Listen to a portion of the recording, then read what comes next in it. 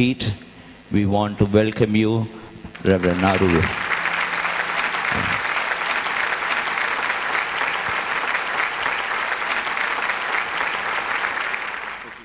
தேவனுடைய நாமம் மகிமைப்படுவதாக. இந்த காலை வேளையிலும் ஆண்டவர் நமக்கு 2 செய்தியாளரை கொடுத்திருக்கிறார். முதலாவதாக அருமையான ரெவரண்ட் நாதன் டுனாமிஸ் அவர்களுக்காக கர்த்தரை துதிக்கிறேன். நல்ல ஒரு அனுபவம் உள்ளதான, மலேசியாவிலே பல ஊழியங்களை ஸ்தாபித்ததான ஒரு தெய்வ மனுஷன். அவர்களை குறித்த அநேக காரியங்களை நான் கேள்விப்பட்டிருக்கிறேன். அவர்கள் ஈப்போ என்கிறதான பகுதியிலே ஆண்டவருடைய ஊழியத்தை, அநேக சபைகளை ஸ்தாபிக்கிறதான ஒரு தலைமை போதகராக அவர்கள் இருக்கிறார்கள். கிட்டத்தட்ட 25 ஆண்டுகள் ஆண்டவருடைய ஊழியத்தில் இருக்கிறார்கள். ஒரு மிஷனரி தரிசனம் உள்ளதான ஒரு தெய்வ மனுஷன். அநேக மலேசிய சபைகளுக்கு பல தலைமைத்துவ பொறுப்புகளை அவர்கள் ஏற்று நடத்துகிறார்கள். அது மாத்திரமல்ல, 33 தேசங்களில் சென்று ஆண்டவருடைய ஊழியத்தை அவர்கள் செய்திருக்கிறார்கள். எல்லாவற்றுக்கும் மேலாக மலேசியாவில் ஈப்போவிலே ஒரு நல்ல வளர்ந்து வருகிற ஒரு பெரிய சபையினுடைய போதகராக இருக்கிறார்கள். அரைஸ் அண்ட் சைன் என்கிறதான அசம்பிளிஸ் ஆஃப் சபையினுடைய தலைமை போதகராக இருக்கிறதான ரெவரண்ட் நாதன் டுனாமிஸ் அவர்களை வரவேற்பதில் நான் மிகுந்த மகிழ்ச்சி அடைகிறேன். எல்லாரும் கரங்களை தட்டி அவர்களை வரவேற்போம். Now I call upon Reverend Nathan Dunamis to come forward and share God's word with us. Hallelujah. Amen. எல்லா துதி கனம் மகிமை யாவும் ஆண்டவராகிய இயேசு கிறிஸ்து ஒருவருக்கே. ஹல்லேலூயா. அந்த ஆண்டவருக்கு முதலாவது ஒரு நல்ல ஒரு பலமான ஒரு கரவலை கொடுத்து அந்த ஆண்டவரை ஸ்தோத்திரிப்போம். ஆமென். ஆண்டவராகிய இயேசு கிறிஸ்து சொல்லியிருக்கிறார், எங்கே 2 அல்லது 3 பேர் நாமத்தில் கூடுகிறார்களோ அவர் மத்தியில் நான் இருப்பேன் என்று சொல்லி இயேசு வாக்கு கொடுத்திருக்கிறார். மெய்யாகவே இந்த வாய்ஸ் ஆஃப் ஜயன் இந்த 20ஆம் ஆண்டு நிறைவு விழாவிலே ஆண்டவராக இயேசு கிறிஸ்துவத்தில் கடந்து வந்து அவர் மகிமைப்பட்டு கொண்டிருக்கிறார். ஹல்லேலூயா. ஆமென். இந்த வேளையிலே இந்த சிறப்பான சரித்திரபூர்வமான ஜயன் ஆஃப் விஷன் இந்த 20ஆம் ஆண்டு விழாவில் வந்து கலந்து கொள்ளவும், தேவனுடைய வார்த்தையை உங்க மத்தியில் பகிர்ந்து கொள்ளவும், தேவன் எனக்கு கொடுத்த இந்த மாபெரும் சாக்கியத்திற்காக, அந்த பாக்கியத்திற்காக முதலாவது ஆண்டவராகிய இயேசு கிறிஸ்துவுக்கு எல்லா துதி கன மகிமை செலுத்துகிறேன். ஆமென். அதே வேளையில என்னை அழைத்து செய்து கொடுக்கும்படியாய் என்னை கனப்படுத்திய என்னுடைய டேடி அருள் அவர்களுக்கு நன்றி. ஆமென். 2004ஆம் ஆண்டு ஏப்ரல் மாதத்தில் பஹ்ரைன் தேசத்தில் அங்கே சென்றிருக்கும் பொழுது முதலாக ரெவரண்ட் அருள் அவர்களை சந்தித்தேன். மலேசியாவிலிருந்து 2 பாஸ்டர்கள் அங்கே சென்றிருந்தோம். அந்த தேசத்தில் யாரும் தெரியாது, அழைப்பை பெற்று சென்றிருந்தோம். அங்கிருந்த ஊழியக்காரர்கள் மிகவும் எங்கள் அன்பாய் பராமரித்து கனப்படுத்தினார்கள். அப்பொழுது ஒரு நாள் பாஸ்டர் அருள் அவர்கள் உணவுப் பொருட்களை எடுத்துக்கொண்டு எங்களை சந்திக்க வந்தார். அப்பொழுது அவரை அன்பை நான் கண்டேன். முன்பு பார்த்திருது கிடையாது. ஆனால் அவருடைய அன்பு, அரவணைப்பு வந்து எங்களை கட்டிப்பிடித்து அன்போடு விசாரித்து எங்களை அப்படியாக கனப்படுத்தினார். பிறகு 2 நாள் அவரோடு தங்கி இருக்கவும், அவர் எங்களை பஹ்ரைனை சுத்தி பார்க்கவும் அவரை எங்களை கொண்டு போன பொழுது அவருக்குள்ளாக இருந்த மிஷனுடைய அந்த தரிசனம், மிஷனுடைய பாரம், மிஷனுடைய ஈடுபாடு, மிஷனை குறித்து அவருக்கு இருக்கிற அந்த வைராக்கியம், ஈடுபாடு குறித்து மிகவும் ஆச்சரியப்பட்டேன். நான் ஒரு சபையில தலைமை போதகராக இருந்தாலும், ஊழியம் செய்து கொண்டிருந்தாலும், இந்த மிஷன்ல அதிகமாக ஈடுபட்டு கொண்டிருக்கிறபடினால இவருக்குள்ளாக இருந்த மிஷனுடைய தரிசனம், இந்த வார்த்தை பார்த்த பொழுது மிகவும் ஆச்சரியப்பட்டு அவரோடு ஐக்கியமானேன். கடந்த அன்றிலிருந்து கடந்த 10 ஆண்டுகளாக நான் அவரோடு இணைந்து இந்த இந்திய தேசத்தில் வடபகுதியில் அநேக மாநிலங்களை சென்று ஊழியம் செய்து கொண்டு இருக்கிறேன். அல்லேலூயா.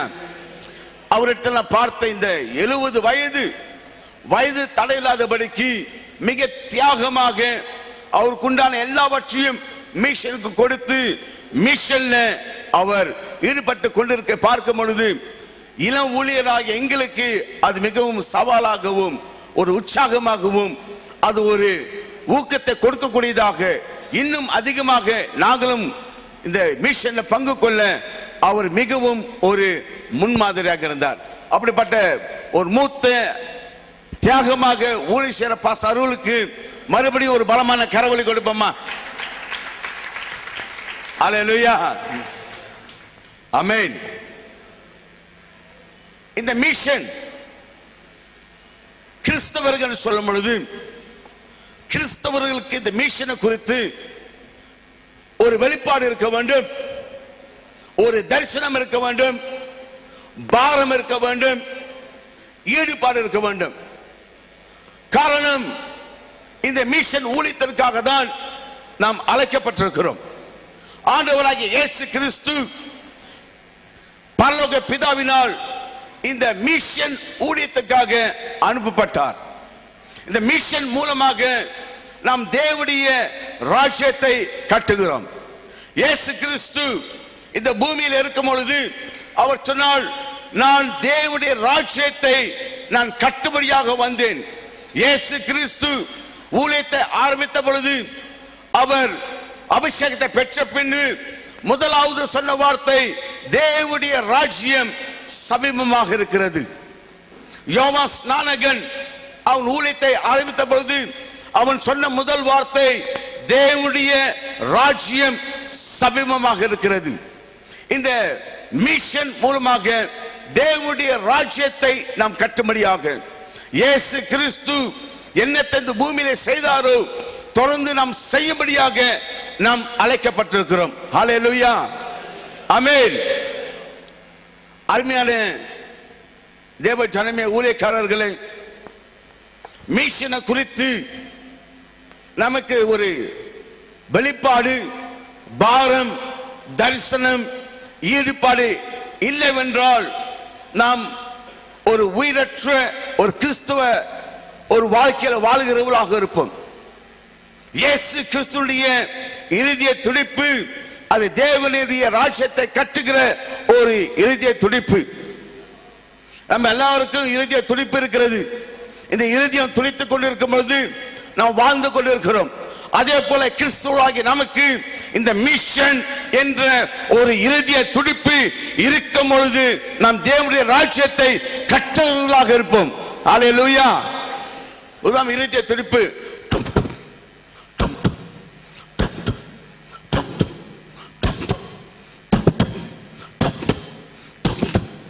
இதுதான் ஒரு மனுஷனுடைய இருதய துடிப்பு. இந்த இருதய துடிப்பு, இந்த மிஷன் என்ற இருதய துடிப்பு நமக்கு இல்லாவிட்டால்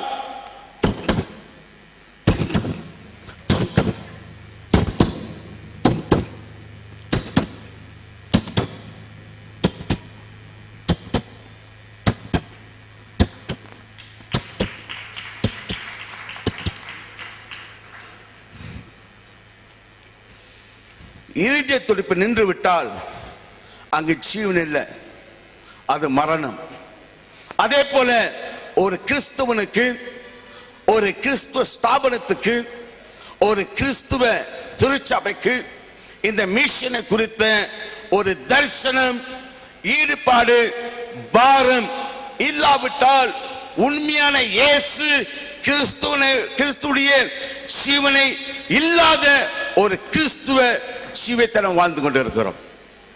வேதத்தில் பார்க்கும்போது இயேசு கிறிஸ்து இந்த தேவனுடைய ராஜ்யத்தை கட்டுகிற ஊழியத்தில் எப்படியாக அவர் முழுமையாக தன்னை அர்ப்பணித்தார் என்று நாம் பார்ப்போம். முதலாவது யோவான் ஸ்நானகனை குறித்து சொன்னேன். மத்தேயு புஸ்தகம் 3வது அதிகாரம் 2வது வசனத்தை வாசிக்கும் பொழுது மிக தெளிவாக யோவான் ஸ்நானகன் சொல்லுகிறார், அவருடைய அழைப்பு என்ன, எதற்காக தேவன் அவரை அழைத்தார் என்று சொல்லும் பொழுது அவர் மிக தெளிவாக சொல்லுகிறார்.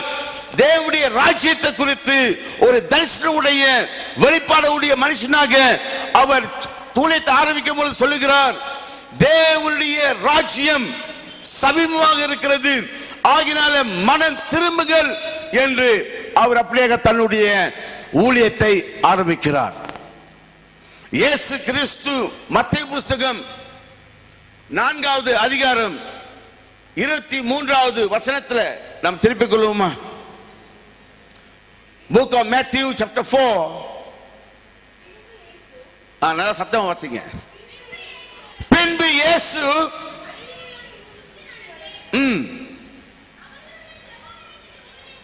அவருடைய ஜெப ஆலயங்களை உபதேசித்து ராஜ்யத்தின் சுவிசேஷத்தை பிரசங்கித்து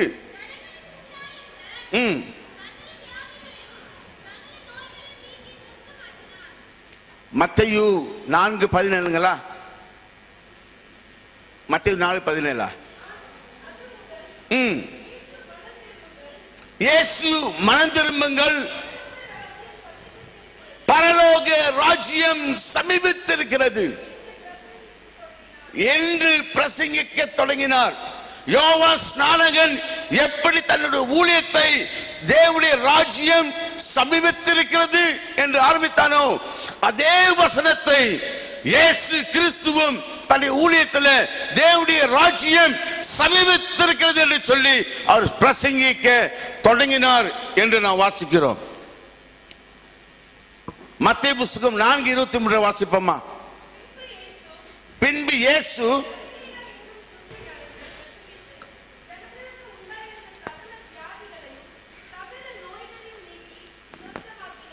இயேசு கிறிஸ்து பரிசுத்த ஆவியினுடைய அபிஷேகத்தை பெற்று அவர் ஊழியத்துக்கு புறப்பட்ட உடனே அவர் கலிலேயாவுக்கு சென்று அவர் தேவனுடைய ராஜ்யத்தினுடைய சுவிசேஷத்தை பிரசங்கித்தார். தேவனுடைய ராஜ்யம் என்கிற இந்த வார்த்தையை நாம் அதிகமாக வாசிக்கிறோம்.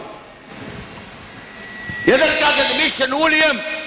தேவனுடைய ராஜ்யத்தை கட்டுவதற்காக இந்த சுவிசேஷ ஊழியம்.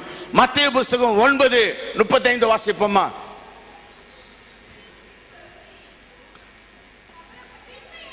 பின்பு இயேசு சகல பட்டணங்களுக்கும் கிராமங்களுக்கும் சுற்றி நடந்து ஜெப ஆலயங்கள் பிரவேசித்து தேவ ராஜ்யத்தின் சுவிசேஷத்தை பிரசங்கித்து ஜனங்களுக்கு உண்டாயிருந்த சகல வியாதிகளையும் சகல நோய்களையும் அவர் சுத்தமாக்கினார். ஹல்லேலூயா!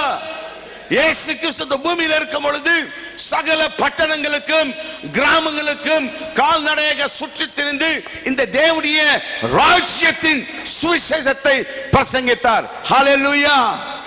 இயேசு எங்க போனாலும் எங்கு சென்றாலும் இயேசுக்குள்ளாக இருந்த அந்த தரிசனம், அந்த பாரம், தேவனுடைய ராஜ்யம் கட்டப்பட வேண்டும், அந்த தேவனுடைய ராஜ்யத்தின் சுவிசேஷத்தை பிரசங்கிக்கப்பட வேண்டும். ஹல்லேலூயா! அதை தவிர இயேசு கிறிஸ்துக்கு வேற வேலையே இல்லை. அததான் இயேசு கிறிஸ்து இந்த பூமியில செய்தார். மார்க் புஸ்தகம் 1:14-15 வாசிப்போமா?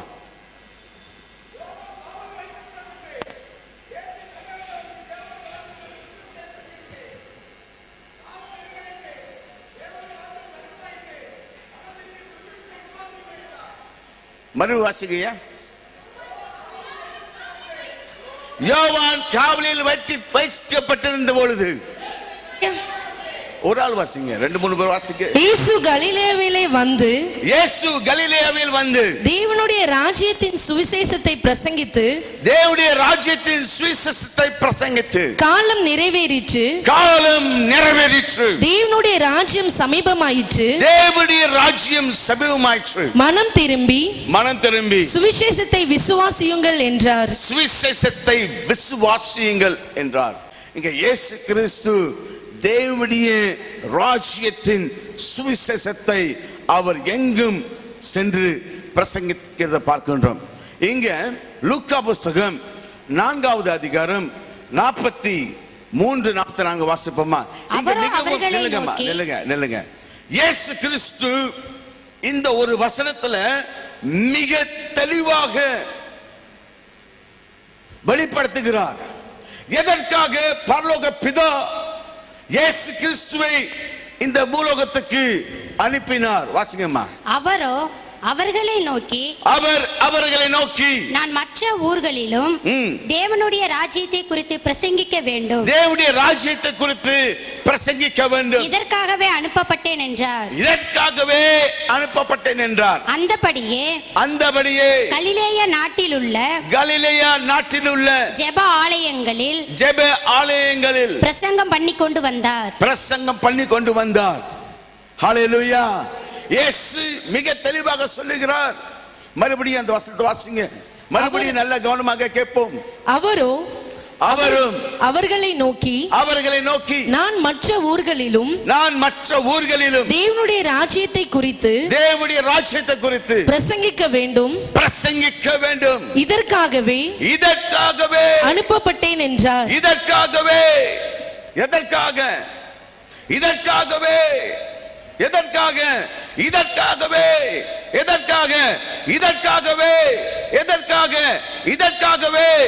அனுப்பப்பட்டேன் என்றார். ஹல்லேலூயா. தேவனுடைய ராஜ்யத்தின் சுவிசேஷத்தை பிரசங்கிப்பதற்காகவே ஆண்டவராகிய இயேசு கிறிஸ்து அனுப்பப்பட்டார். ஹல்லேலூயா. ஆமென். அதற்காக தான் இயேசு கிறிஸ்து வந்தார். Jesus Christ was very busiest man when he was on the face of this earth. இந்த பூமியில இயேசு கிறிஸ்து மிகவும் ஒரு பிஸியாக செயல்பட்ட இதுல தேவனுடைய ராஜ்யத்தின் சுவிசேஷத்தை பிரசங்கிப்பதில். காரணம் அதற்காகவே அவர் பரலோகத்தின் பிதாவினால் அனுப்பப்பட்டார். ஹல்லேலூயா. இயேசு கிறிஸ்து 3.5 வருடங்கள் இந்த பூமியிலே அவர் இந்த தேவனுடைய ராஜ்யத்தின் சுவிசேஷத்தை அவர் பிரசங்கித்தார். கால்நடையாக சென்றார். என்னென்ன செய்ய முடியுமோ, எங்கெங்க போக முடியுமோ அங்கெல்லாம் போனார். ஒரே ஒரு தரிசனம், ஒரே ஒரு திட்டம், ஒரே ஒரு நோக்கம். அது தேவனுடைய ராஜ்யத்தை அது பிரசங்க பண்ண வேண்டும், தேவனுடைய ராஜ்யத்தை கட்ட வேண்டும். ஹல்லேலூயா. ஆமென். ஆனா இயேசு கிறிஸ்து அதிக நாட்களாக இந்த பூமியில் இருக்க முடியாது.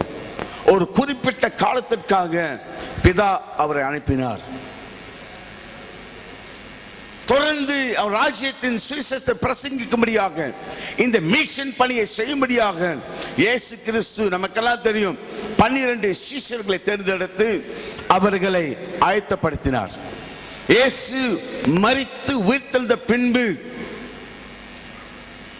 அவர் சீஷர்களுக்கு கொடுத்த பிரதான கட்டளை மத்தேயு புஸ்தகம் 28வது அதிகாரம் 18-19 வாசிப்போமா. அப்பொழுது இயேசு சமீபத்தில் வந்து அவர்களை நோக்கி வானத்திலும் பூமியிலும் சகல அதிகாரம் எனக்கு கொடுக்கப்பட்டிருக்கிறது. ஆகையால் நீங்கள் புறப்பட்டு போய் சகல ஜாதிகளையும் சீஷராக்கி பிதா குமாரன் பரிசுத்த ஆவியின் நாமத்தினாலே அவர்களுக்கு ஞானஸ்நானம் கொடுங்கள். நான் உங்களுக்கு கட்டளையிட்ட யாவையும் அவர்கள் கைக்கொள்ளும்படி ஹல்லேலூயா அவர்களுக்கு உபதேசம் பண்ணுங்கள். இதோ உலகத்தின் முடிவு பரியந்தம் சகல நாட்களிலும் நான் உங்களுடனே கூட இருப்பேன். ஹல்லேலூயா. இயேசு கிறிஸ்து பூமியில உயிரோடு இருக்க நாட்களிலே, நடமாடின நாட்களிலே தேவனுடைய ராஜ்யத்தின் சுவிசேஷத்தை பிரசங்கித்தார். தேவனுடைய ராஜ்யத்தை குறித்து அவர் பிரசங்கித்தார்.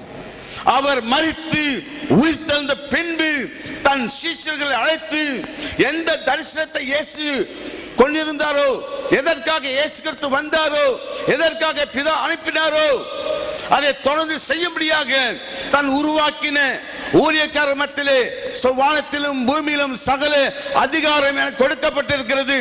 ஆகையால் நீங்கள் புறப்பட்டு போங்கள். அல்லேலூயா. இந்த தேவராஜ்யத்தின் சுவிசேஷத்தை பிரசங்கித்து அவளை சீஷராக்கி பிதா குமாரன் பரிசுத்தாவின் நாமத்தில் ஞானஸ்நானம் கொடுங்கள். இந்த உலகத்தின் முடிவு பரியந்தம் நான் உங்களோடு இருப்பேன். ஹல்லேலூயா, ஆமென். மிஷன் ஊழியத்தில் இந்த தேவனுடைய ராஜ்யத்தை கட்டுகிற இந்த ஊழியத்தில் ஈடுபடுகிற பங்கு கொள்ளுகிற இதுல உழைக்கிற ஒவ்வொருத்தருக்கும் இயேசு கொடுக்கிற ஒரு வாக்கு தத்தம், ஒரு வாக்குறுதி என்னவென்றால், நான் உங்களோடு இருப்பேன். ஹல்லேலூயா, ஆமென்.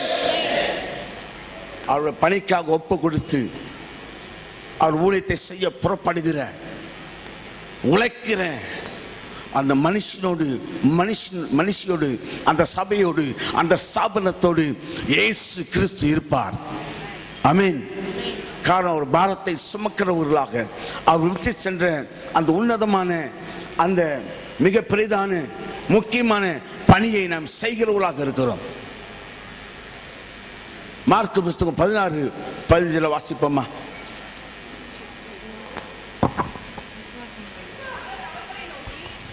நீங்கள் உலகமெங்கும் போய் சர்வ சிருஷ்டிக்கும் சுவிசேஷத்தை பிரசங்கியுங்கள். நீங்க புறப்பட்டு போங்க. இயேசு மரித்து உயிர்த்தெழுந்து சீஷர்களுக்கு சொன்ன பிரதான கட்டளை, நீங்கள் புறப்பட்டு போங்க. உலகமெங்கும், go throughout the world. உலகமெங்கும் போங்க, போயிட்டு தேவனுடைய ராஜ்யத்தை நீங்க பிரசங்கம் பண்ணுங்க. இந்த சுவிசேஷத்தை பிரசங்கம் பண்ணுங்க. யார் விசுவாசிக்கிறார்களோ அவர்களுக்கு ஞானஸ்நானம் கொடுங்க. இந்த அடையாளங்கள் விசுவாசிகளை பின்பற்றும். என்ன அடையாளம்? பிசாசுகளை துரத்துவார்கள், நவமான பாஷைகள் பேசுவார்கள், சர்ப்பங்களை எடுப்பார்கள், சாவுக்கு யான்றது கொடுத்தால் சேதப்படுத்தாது, வியாதி கைகள் வைப்பார்கள், அப்பொழுது சுஸ்தமாவார்கள். ஹல்லேலூயா, ஆமென். இந்த தேவனுடைய ராஜ்யத்தை கட்டுகிற இந்த பணியில நாம் ஒப்பு கொடுத்து புறப்பட்டு போகும் பொழுது ஆண்டவர் நம்மோடு இருக்கிறார். அவர் வல்லமையை கொடுத்திருக்கிறார், அபிஷேகத்தை கொடுத்திருக்கிறார், வரங்களை கொடுத்திருக்கிறார். ஹல்லேலூயா. இயேசு கிறிஸ்து பூமியில் இருக்கும் பொழுது என்ன செய்தாரோ அதை தொடர்ந்து நாம் செய்யும்படியாக அவர் நம்ம தனிமையா விடல. நான் உங்களோடு இருப்பேன். ஆகினால் இந்த மிஷன் ஊழியம் ஒவ்வொரு கிறிஸ்தவனுக்கும், ஒவ்வொரு திருச்சபைக்கும், ஒவ்வொரு ஸ்தாபனங்களுக்கும் இது பிரதான, இதுதான் முக்கியமானதாக இருக்க வேண்டும். ஆமென். ஹல்லேலூயா. இயேசு கிறிஸ்து மரித்து உயிர்த்தெழுந்த பின்பு 40 நாட்கள் இந்த பூமியில அவர் இருந்தார். இந்த 40 நாட்கள் எதற்காக இயேசு கிறிஸ்து தங்கியிருந்தார்? ஏன் மரித்து உயிர்த்தெழுந்த உடனே அவர் பரலோகத்துக்கு திரும்பவில்லை? வாசிப்போமா அப்போஸ்தலர் புஸ்தகம் 1-4 வரை. தெயோப்பிலுவே, இயேசுவானவர் தாம் தெரிந்து கொண்ட அப்போஸ்தலருக்கு பரிசுத்த ஆவியினாலே கட்டளையிட்ட பின்பு அவர் எடுத்துக்கொள்ளப்பட்ட நாள் வரைக்கும் செய்யவும் உபதேசிக்கவும் தொடங்கின எல்லாவற்றையும் குறித்து முதலாம் பிரபந்தத்தை உண்டு பண்ணினேன். அவர் பாடுபட்ட பின்பு 40 நாளளவும் அப்போஸ்தலருக்கு தரிசனமாகி தேவனுடைய ராஜ்யத்துக்குரியவைகளை அவர்களுடனே பேசி அநேகம் தெளிவான திருஷ்டாந்தங்களினாலே அவர்களுக்கு தம்மை உயிரோடு இருக்கிறவராக காண்பித்தார். ஹல்லேலூயா. இயேசு கிறிஸ்து மரிப்பதற்கு முன்பாக தன்னுடைய வாழ்க்கையை தன் சீஷரோடு செலவழித்தார். Practical training. தேவ ராஜ்யத்தில் அந்த தரிசனத்தை கொடுத்தது மட்டுமல்லாமல் அவள் ஈடுபடுத்தினார், பயிற்சிவித்தார், அனுபவங்களை கொடுத்தார். அவர் முன்மாதிரியாக இருந்தார். இப்படி இயேசு மரித்து உயிர்த்தெழுந்த பின்பு வேதம் சொல்கிறது 40 நாட்கள் தன் சீஷர்களோடு அவர் தங்கி இருந்து தேவ ராஜ்யத்தை குறித்த காரியங்களை பிரஸ்தாபப்படுத்தினார். ஹல்லேலூயா. வேற ஒன்றுக்கும் இல்லை. For nothing else, only for the purpose of the kingdom of God. Hallelujah. வேற ஒரு காரியத்தை குறித்து ஆண்டவர் பேசவில்லை. ஆனால் அந்த 40 நாளும் இயேசு கிறிஸ்து அந்த சீஷர்களுக்கு அப்போஸ்தலர்களுக்கு தேவ ராஜ்யத்தை குறித்த தரிசனம், அதை குறித்ததான ஈடுபாடு, பாரம் தொடர்ந்து அதையே குறித்து பேசி அந்த பாரத் அவருக்குள்ளாக இருந்த தரிசனம், ஈடுபாடு, பாரம், இவைகளை இயேசு கிறிஸ்து அவருக்கு புகுத்தினார். ஆமென். காரணம் அதற்காக தான் அவர்கள் அழைக்கப்பட்டிருக்கிறார்கள். அதற்காக தான் நீங்களும் நானும் கிறிஸ்தவர்கள், ஸ்தாபனங்கள், திருச்சபைகள் அழைக்கப்பட்டிருக்கிறது. அல்லேலூயா, ஆமென். அதுதான் ஜீவன். There's a life, there's a breath, there's a heartbeat. அதுதான் நம்முடைய மூச்சு. ஒரு கிறிஸ்துவுடைய மூச்சு, இருதய துடிப்பு, தரிசனம், பாரம். அல்லேலூயா. இந்த பாரம் இயேசு கிறிஸ்து எங்கே சிஷ்யர்கள் வழி விலகி போய்விடக் கூடாது. They shouldn't be diverted. They should be focused.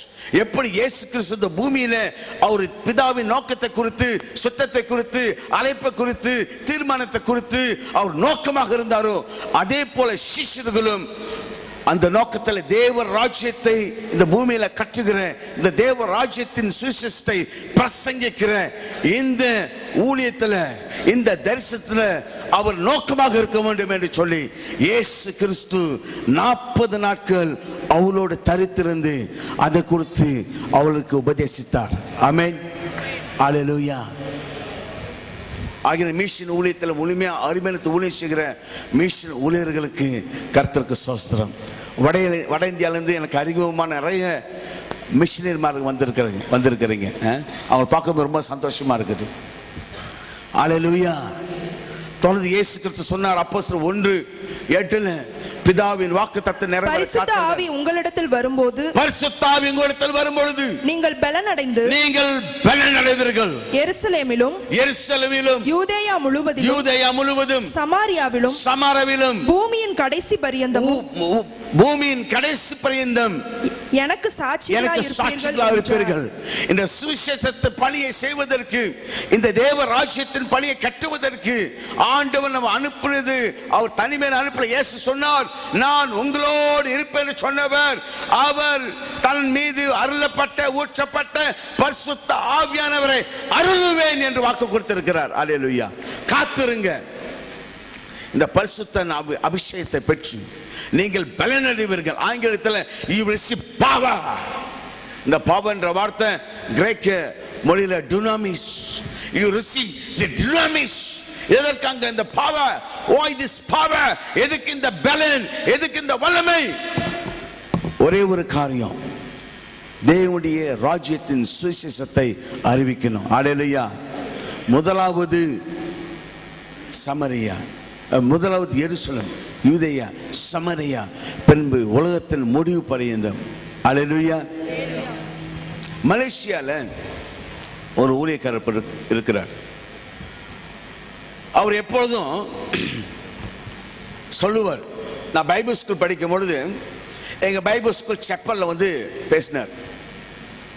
அவர் எதுக்கு கூப்பிட்டு இருந்தோம் அப்படின்னாக்க, மிஷனரி ப்ரே பேண்ட். ஒவ்வொரு வியாழக்கிழமையும் மிஷனை குறித்து அது ஒரு வாரம் மிஷனுகளுக்காக செபிக்கிறது, உபவாசம் எடுத்து இந்த தூது ஊழியர்களுக்காக நாங்கள் செபிப்போம். அந்த நாள் ஒரு பிரசங்கரை கூப்பிட்டு மாணவர்களாக எங்களுக்கு இந்த மிஷனை குறித்து ஒரு உற்சாகப்படுத்தணும், ஒரு தரிசனத்தை புகுத்தணும். அதுக்கு தான் அவர் கூப்பிடுவோம். இந்த ஊழியக்காரர் வந்திருந்தார். வந்து சொன்னாரு, இன்னைக்கு மிஷன் மிஷன் மிஷன் என்று சொல்லுகிறோம். we are talking about a mission. ஐயா, மிஷன் என்னது? வெளியூருக்கு போறதல்ல, உள்ளூர்லயே செய்யணும். உள்ளூர்லயே ஓனா பிடிக்க முடியல, வெளியூருக்கு போயிட்டாங்களாம் யானை பிடிக்க. பசப்பிட்டு அப்படியே சொல்லுவாங்க,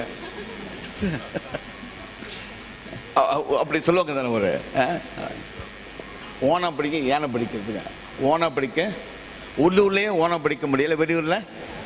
ரைட், தேங்க்யூ பாஸ்டர். உள்ளூர்லயே ஓனா பிடிக்க முடியல, இங்க இருந்து மிஷன் மிஷன் மிஷன் போறாங்களாம். வெளியூருக்கு ஓணம் பிடிக்கிறது, யானை பிடிக்கிறதுக்கு. இத வந்து எங்க செப்பல்ல மட்டும் பேசல, அநேக கூட்டங்களில் அவர் அப்படி பேசுகிறத நான் பார்த்திருக்கிறேன். ஐயா பாஸ்டர்ஸ், இங்க வந்திருக்கிற சபை தலைவர்கள், ஊழியர்கள்,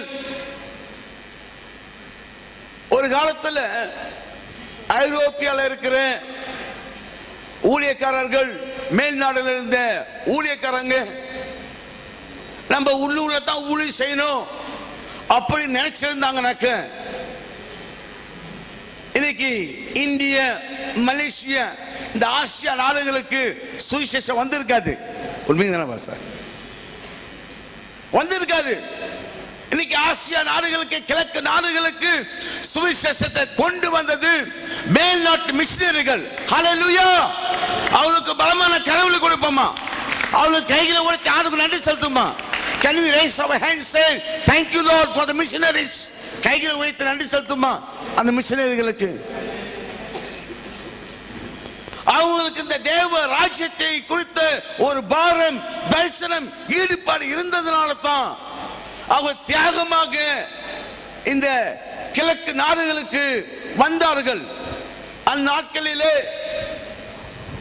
வசதி கிடையாது, கலாச்சார வித்தியாசம், பொருளாதார வசதி கிடையாது. எத்தனோ மிஷனரிகள் இந்த கிழக்கு நாடுகளுக்கு வந்து திரும்பல, ரத்த சாட்சியம் மறித்திருக்கிறார்கள். இந்த இந்திய தேசத்துக்கு வந்த ஒரு மிஷனரி, கிரேட் அப்போஸ்டல், யார் அவரு?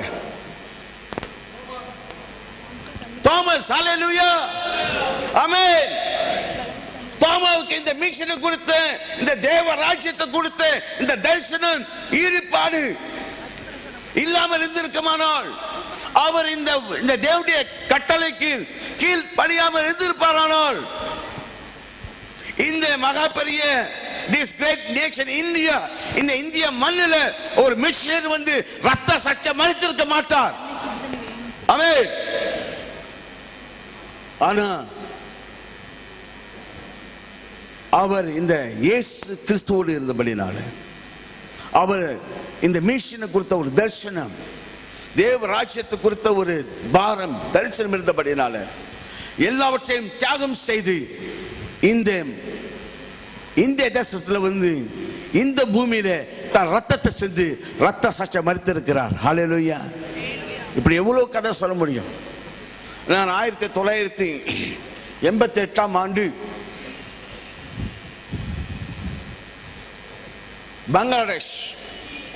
பங்களாதேஷ்ல மைமன் சிங் என்ற ஒரு இடம், அது வந்து இந்திய பார்டர். அந்த இடத்துக்கு போறதுனால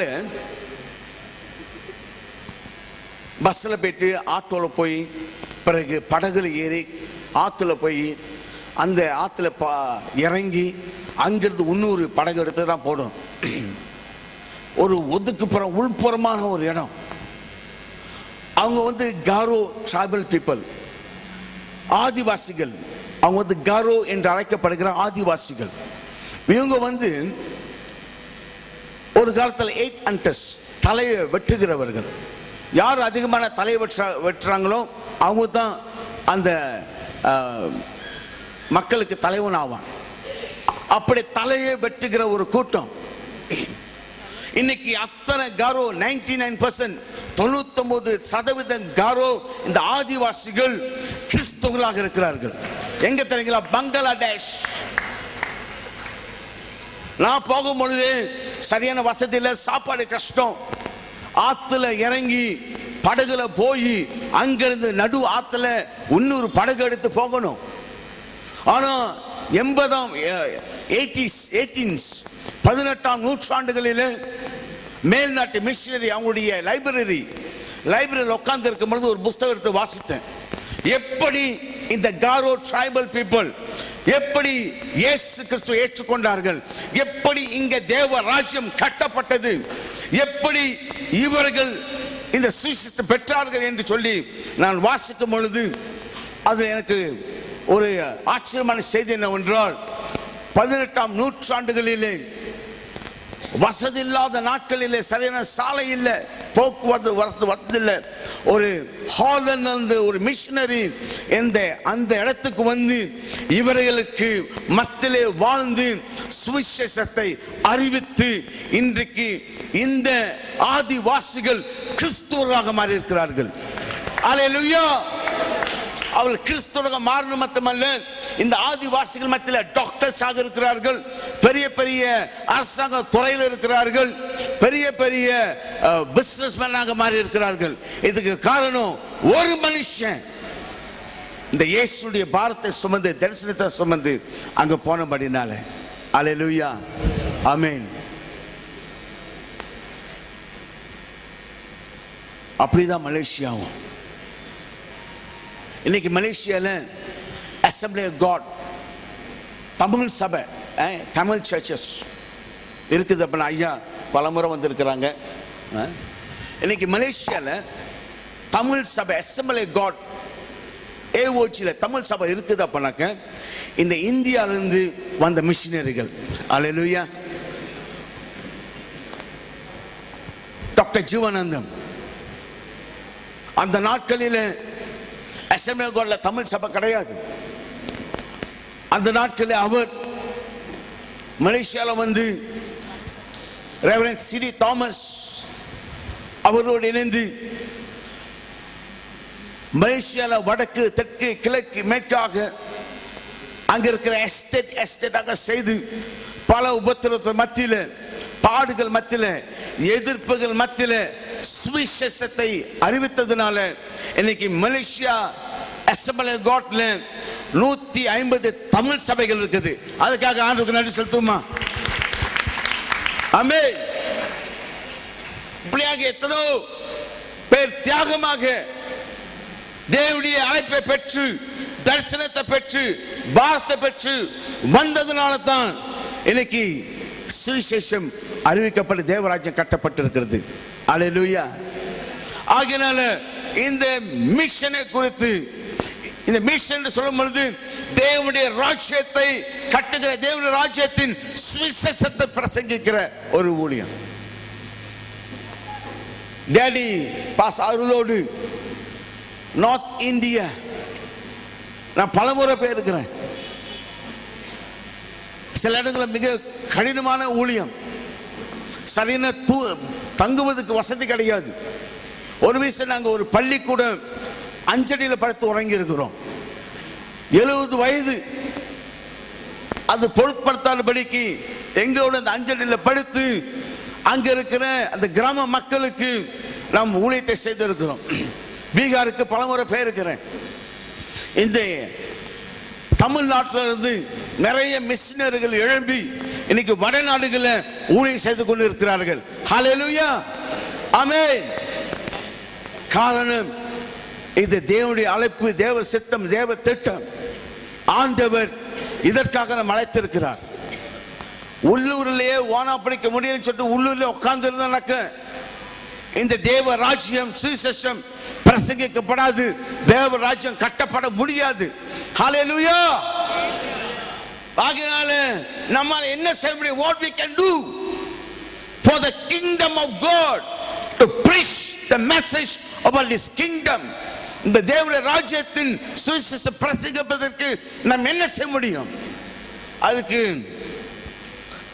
ரோமர் புஸ்தகத்தில் 10வது அதிகாரத்தில் மிக தெளிவாக பவுல் சொல்லுகிறார். என்னோட திருப்பிக் கொள்ளுகிறீங்களா? ரோமன்ஸ் 10வது அதிகாரம் 13 வாசிப்போமா? ஆதலால் கர்த்தருடைய நாமத்தை தொழுது கொள்ளுகிற எவனும் ரட்சிக்கப்படுவான். அவரை விசுவாசியாதவர்கள் எப்படி அவரை தொழுது கொள்ளுவார்கள்? அவரை குறித்து கேள்விப்படாதவர்கள் எப்படி விசுவாசிப்பார்கள்? பிரசங்கிக்கிறவன் இல்லாவிட்டால் எப்படி கேள்விப்படுவார்கள்? அனுப்பப்படாவிட்டால் எப்படி பிரசங்கிப்பார்கள்? சமாதானத்தை கூறி நற்காரியங்களை சுவிசேஷமாய் அறிவிக்கிறவர்களுடைய பாதங்கள் எவ்வளவு அழகானவைகள் என்று எழுதியிருக்கிறதே. ஆனாலும் சுவிசேஷத்துக்கு எல்லாரும் கீழ்ப்படியவில்லை. அதை குறித்து ஏசாயா, கர்த்தாவே, எங்கள் மூலமாய் கேள்விப்பட்டதை விசுவாசித்தவன் யார் என்று சொல்லுகிறான்.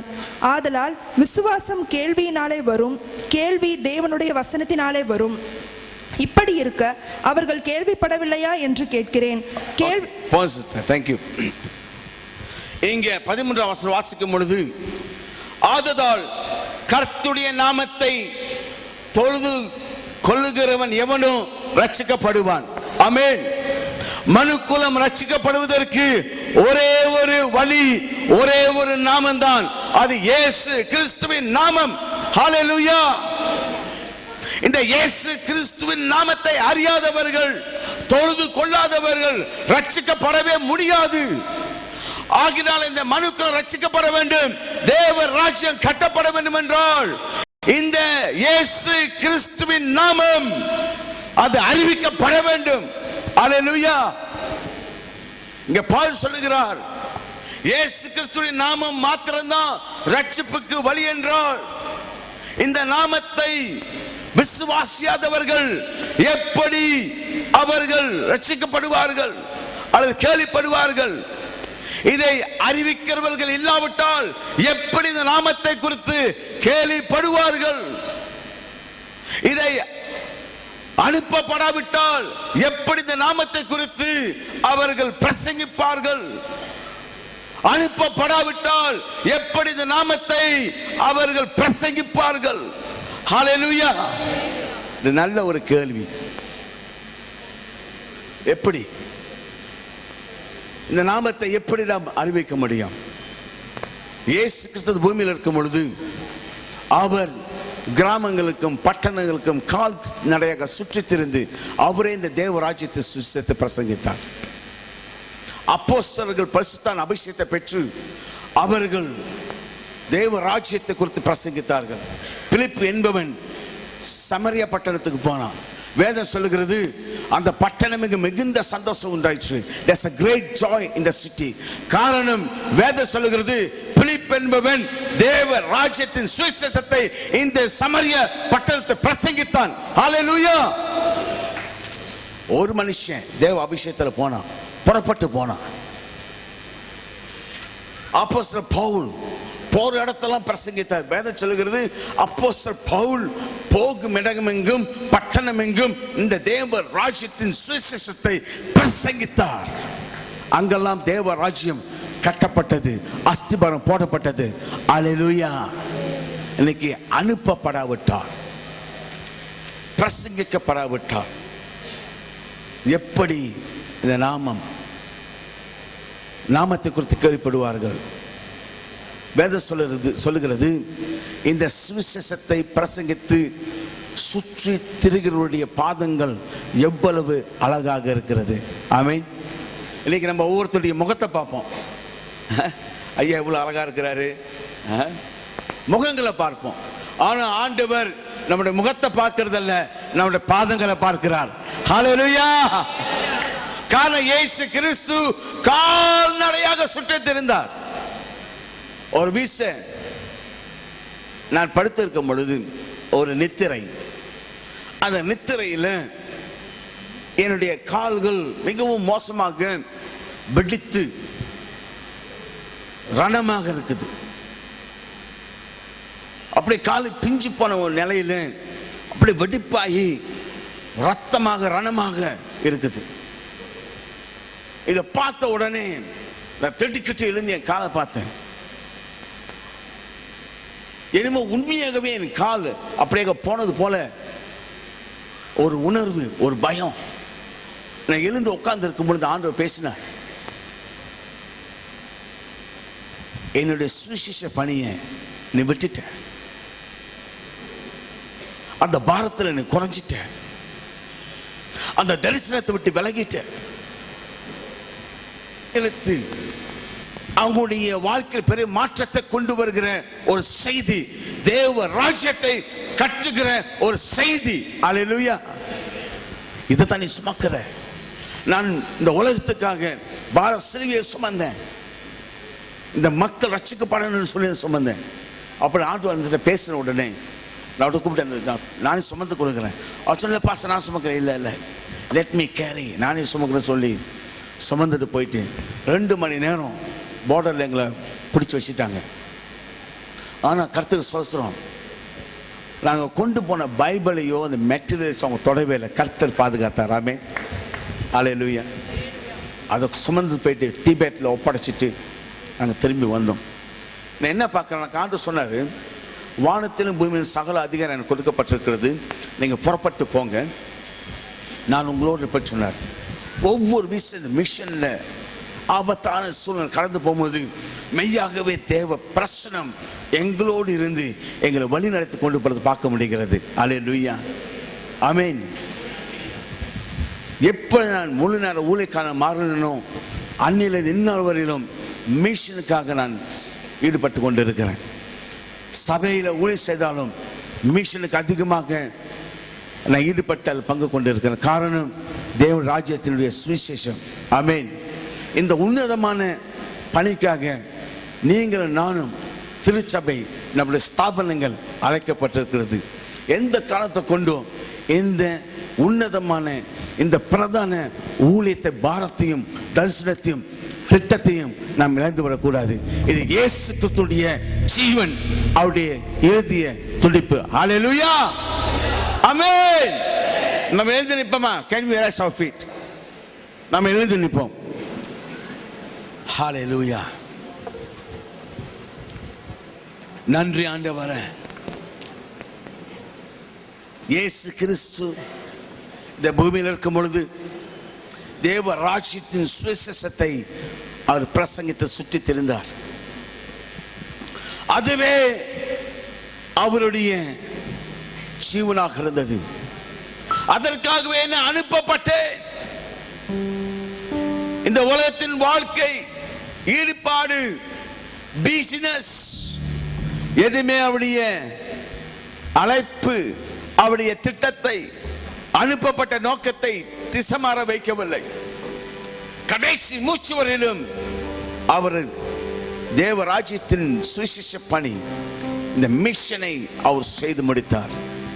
மரித்து உயிர்த்தெழுந்து அதையே அவர் பேசினார். புறப்பட்டு போங்கள், உங்க கூட இருக்கிறது சொன்னார். 40 நாட்கள் பூமியில தரித்திருந்து சீஷர்களோடு அப்போஸ்தலரோடு அதையே வலியுறுத்தி பேசி அவர்கள் ஆயத்தப்படுத்தினார். அப்போஸ்தலர்கள் இந்த திட்டத்தில், தரிசனத்தில் ஓடினார்கள். எவ்வளவு உபத்திரவம், பிரச்சனை, பாடுகள், பலவீனங்கள், அதன் மத்தியிலே இந்த தரிசனத்தை இழக்கல, இந்த அழைப்பை இழக்கல, ஓட்டத்தை ஓடி முடித்தார்கள். அதே அழைப்பில், அதே திட்டத்தில், தீர்மானத்தில் இந்த கடைசி நாட்களில் நீங்களும் நானும் அழைக்கப்பட்டிருக்கிறோம். நம்முடைய கிறிஸ்துவ வாழ்க்கை, நம்முடைய திருச்சபை, நம்முடைய ஸ்தாபனம் எல்லாம் ஒரே ஒரு காரியத்திற்காக, ஒரே ஒரு நோக்கத்திற்காக, அது தேவ ராஜ்யத்தை கட்டுவதற்காக. தேவனுடைய ராஜ்யம், அந்த சுவிசேஷம் பிரசங்கிக்கப்பட வேண்டும். இந்த தரிசனம், இந்த திட்டம் நமக்கு இருக்கணும். இரு கரங்களை உயர்த்துமா? Can we raise our both hands toward God? Hallelujah. கொஞ்ச நேரம் ஆண்டு நம்ம அர்ப்பணிப்போம். இருக்கிற இடத்திலேயே ஒரு பலிபீடமாக ஆண்டு ஒப்பு கொடுப்போம். வாழ்க்கையை அர்ப்பணிப்போம். Thank you என்று சொல்லுவோம். Let's say thank you Lord. Thank you Jesus. என்னை அழைத்ததுக்காக நன்றி ஆண்டவரே. இந்த தரிசனத்தை புதுப்பியும். Lord, refresh, renew the vision for the mission, renew my calling. இந்த மிஷனை குறித்த ஒரு பாரம், தரிசனம். ஒருவேளை நீங்க மிஷனுக்கு போக முடியாம இருக்கலாம், ஆனா மிஷனரிகள் அனுப்பப்படுவதற்கு நீங்கள் உங்கள் பணங்களை கொடுக்கலாம். உங்களுடைய பொருளாதாரத்தில் நீங்கள் மிஷனரிகளை தாங்கலாம், மிஷன் ஊழியங்களை தாங்கலாம். அல்லது மிஷனரிகளுக்காக, மிஷன் ஸ்தாபனங்களுக்காக, தேசங்களுக்காக நீங்கள் ஜெபிக்கலாம். அனுப்பப்படாவிட்டாலும், போக முடியாவிட்டாலும், நீங்க இருக்கிற இடத்துல மிஷனுக்காக நீங்கள் பங்கு கொள்ளலாம். இன்னைக்கு திருமணம் எடுங்க. மிஷன்ல ஊழியம் செய்யறவங்க இன்னும் அதிகமாக, தியாகமாக ஊழியம் செய்ய ஒப்பு கொடுங்க. நிச்சயமா ஆண்டவர் இயேசு கிறிஸ்து உங்களோடு இருந்து உங்க மூலமா பெரிய காரியங்களை செய்வார். இது உண்மை, இது சத்தியம், இது தேவனுடைய திட்டம், தேவ தீர்மானம். இன்னும் இந்த மிஷன் இன்னும் பங்கு கொள்ளல, ஈடுபாடு இல்லை. இன்னைக்கு ஒப்பு கொடுங்க. ஆண்டவர் ஏதாச்சும் செய்யணும், மிஷனுக்காக ஏதாச்சும் செய்யணும். நன்றி ஆண்டவர். நன்றி சொல்லுவோமா? இந்த நாளுக்காக நன்றி சொல்லுவோம். தேவனுக்காக நன்றி சொல்லுவோமா? நன்றி ஆண்டவரே, நன்றி ஆண்டவரே, நன்றி ஆண்டவரே. நன்றி ஆண்டவரே, துதிக்கிறோம் ஆண்டவரே. ஹல்லேலூயா. நன்றி செலுத்துறோம் ஆண்டவரே, நன்றி செலுத்துறோம் ஆண்டவரே. துதிக்கிறோம் ஆண்டவரே. Lord, I worship you Jesus. நல்ல பிதாவே, துதிக்கிறோம் ஆண்டவரே. எங்கள் மத்தியில் புறப்பட்டு வந்ததான சவாலுக்காக நன்றி செலுத்துகிறோம் ஆண்டவரே. இன்னும் எங்கள் தேசத்திலும் ஆண்டவரே, எங்களை சுற்றிலும் இருக்கிறதான தேசத்திலும் இருக்கிறதான தேவை நாங்கள் உணர்கிறோம் ஆண்டவரே. மீண்டும் ஒரு முறை ஆண்டவரே ஸ்தோத்திர, உம்முடைய வேலைக்காக ஆண்டவரே எங்களை அர்ப்பணிக்கிறோம். எங்களை தியாகமாய் ஒப்பு கொடுக்கிறோம் ஆண்டவரே. எங்களுடைய நேரம், எங்களுடைய பணம், எங்களுடைய பிரயாசங்கள், எங்களுடைய ஜெபங்கள், எங்களுடைய உழைப்புகள் ஆண்டவரே எல்லாவற்றை கொடுக்க கர்த்தர் உதவி செய்யும் ஆண்டவரே. இந்த அர்ப்பணித்த ஒவ்வொருவரையும் ஆசீர்வதியும் இயேசுவின் நாமத்தில் பிதாவே, ஆமென். நீங்கள் உட்காரலாம்.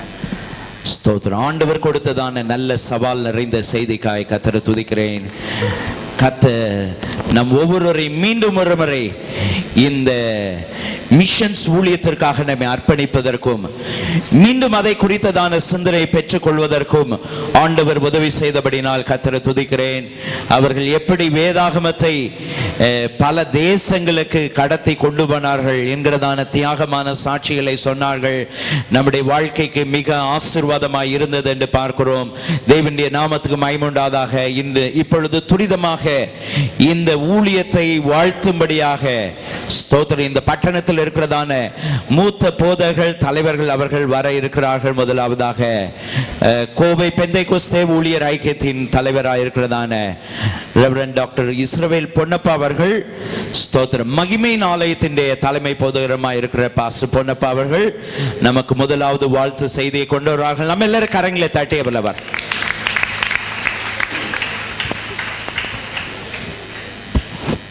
ஆண்டவராகிய இயேசு கிறிஸ்துவின் நாமத்தில் உங்கள் யாவரையும் வாழ்த்துகிறோம்.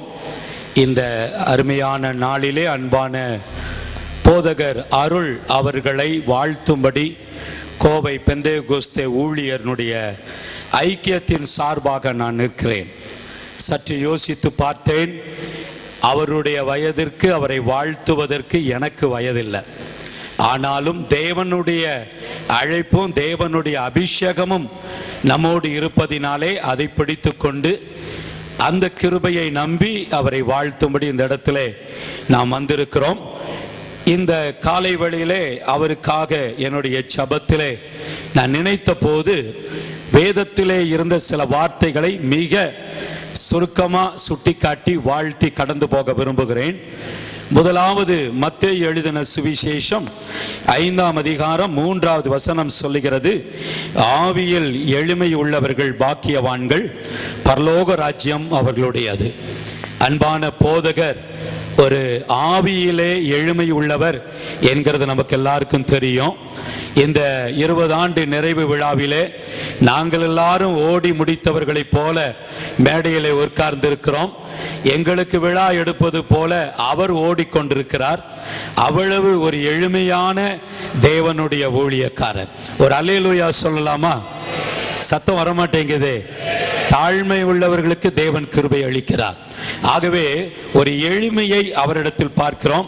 4வது வசனம் சொல்லுகிறது, துயரப்படுகிறவர்கள் பாக்கியவான்கள், அவர்கள் ஆறுதல் அடைவார்கள். அன்பான போதகர் ரெவரண்ட் நாதன் டொனாமிஸ் அவர்கள் பேசும்போது எப்படியெல்லாம் அவர் கஷ்டப்பட்டார்னு சொல்லி ஊழியத்தின் நிமித்தம் துயரப்படுகிறதை குறித்து பேசினார்.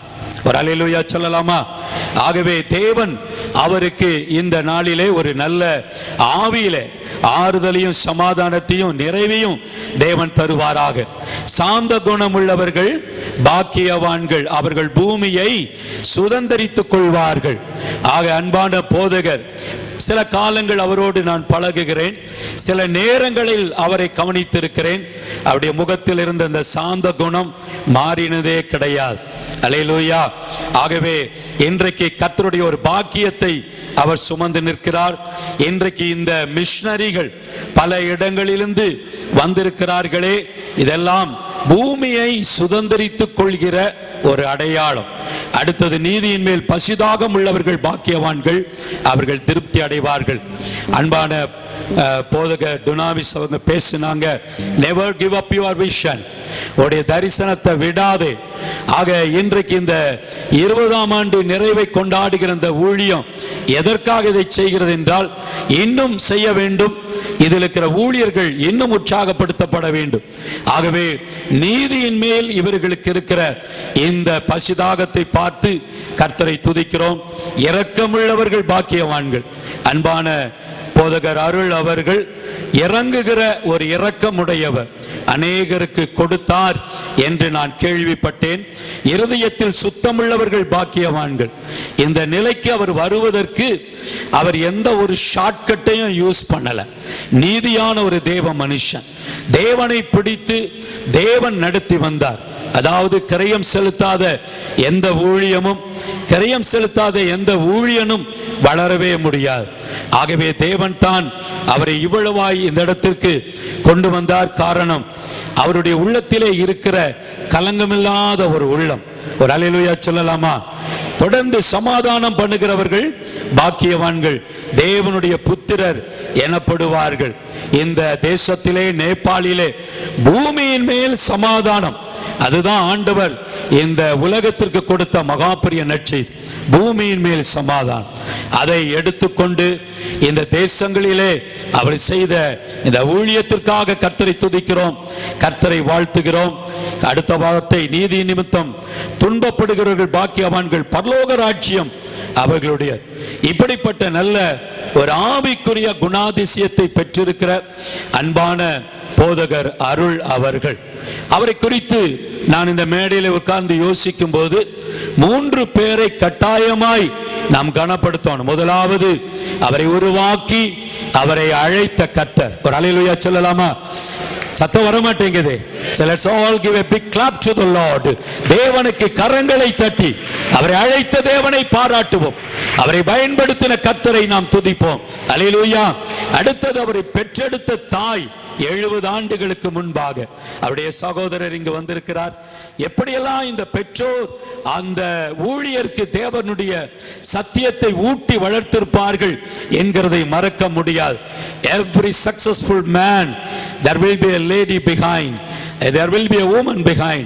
ஒவ்வொரு ஜெயமுள்ள மனிதருக்கும் பின்னாடி ஒரு ஜெயத்தை கொடுக்கிற ஒரு பெண் கட்டாயம் இருக்கணும். அம்மா, would you please stand for a moment? கொஞ்சம் எழுந்து நில்லுங்களே. ஐயாவை வாழ்த்த, ஊழியத்தை வாழ்த்த வந்திருக்கிறோம். நீங்க பின்னாடி எங்க ஐயா உங்களை வாழ்த்துகிறோம். பின்னாடி நின்னு கஷ்டம், நெருக்கம், வருத்தம், லேட்டா வந்திருப்பாரு, சாப்பிடாம இருந்திருப்பாரு, சுகவீனமா இருந்திருப்பார். ஒவ்வொரு மனைவியும் 5 ஸ்தானத்துல இருக்கணும். 1 மனைவியா இருக்கணும், 2வது தாயா இருக்கணும், 3வது நல்ல தோழியா இருக்கணும், 4வது நல்ல ஃப்ரெண்டா இருக்கணும், 5வது நல்ல கவுன்சிலரா இருக்கணும். இதை நிறைவேற்றினா தான் அந்த ஊழியம் முன்னாடி போகும். உங்களை ஒரு தாயா பார்க்கிறோம், உங்களை அன்பான போதகருக்கு நல்ல மனைவியாய் பார்க்கிறோம், அன்பான போதகருக்கு ஒரு நல்ல ஃப்ரெண்டா உங்களை பார்க்கிறோம், அன்பான போதகருக்கு உங்களை நல்ல ஒரு ஆலோசகராய் உங்களை பார்க்கிறோம். ஆகவே ஐயாவை வாழ்த்த வந்தது மாத்திரமல்ல, உங்களையும் சேர்த்து வாழ்த்துகிறோம். இந்த ஜெயத்திற்கு நீங்களும் காரணம் தான். எல்லாரும் கரங்களை தட்டி உற்சாகத்தோடு நாமும் நம்முடைய மனைவிகளை நினைத்து பார்க்க வேண்டிய நேரம். It's time to remember our wives. நம்ம எங்க நிக்கிறோம், நம்ம ஊழியம் எங்க போயிட்டு இருக்குது. இதை விட ஒரு பெரிய அடையாளம் என்னன்னா, 20 ஆண்டுகள் நிறைவேற்றி இத்தனை மிஷனரிகள், இத்தனை தலைவர்கள், இத்தனை ஊழியங்கள். இது ஒரு விதத்திலே சாதகமாகிவிடும், இதை சாதித்து விடலாம். ஆனால் ஒரு ஊழியக்காரனுடைய பிள்ளை அந்த ஊழியத்தில் நிக்கிறது தான் பெரிய ஜெயம்.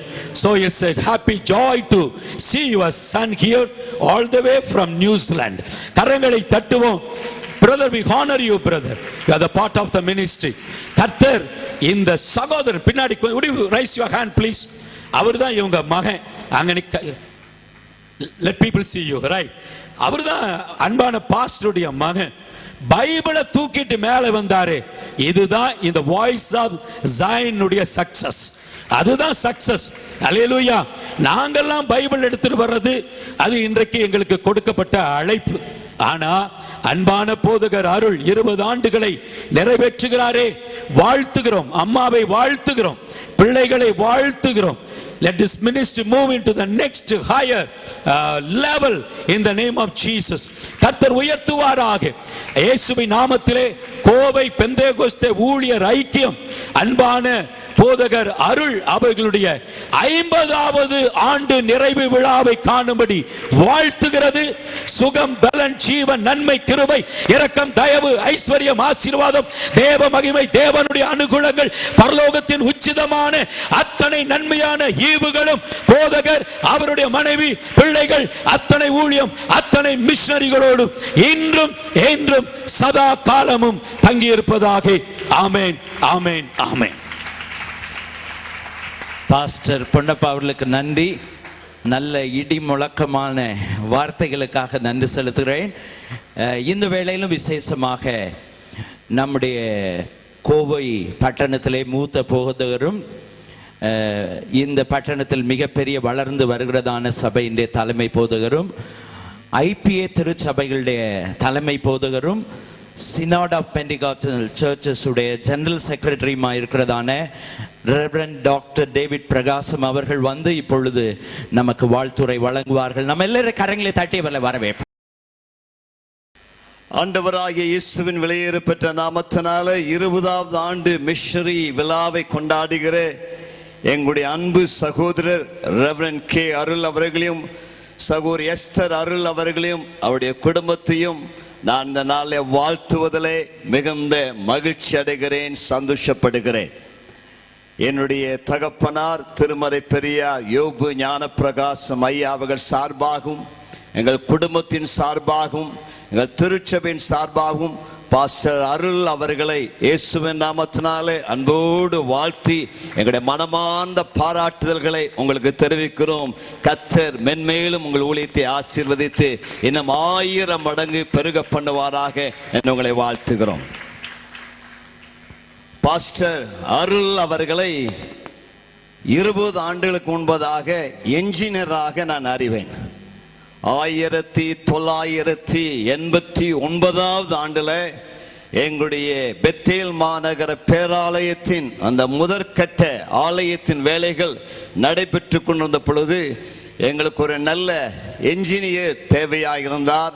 அப்பொழுது சகோதரர் அருள் பஹ்ரைனிலே வேலை செய்து கொண்டிருந்தார்கள்.